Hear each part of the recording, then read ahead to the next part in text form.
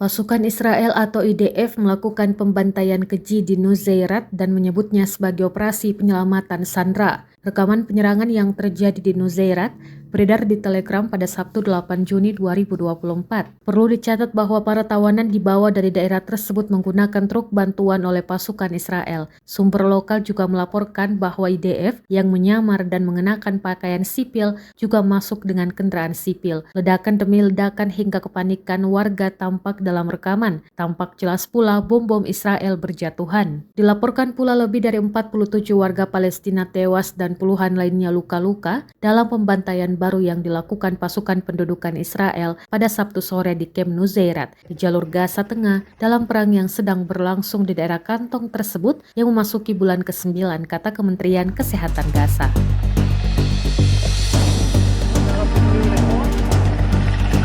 לא, אתה לא רואה מעלים.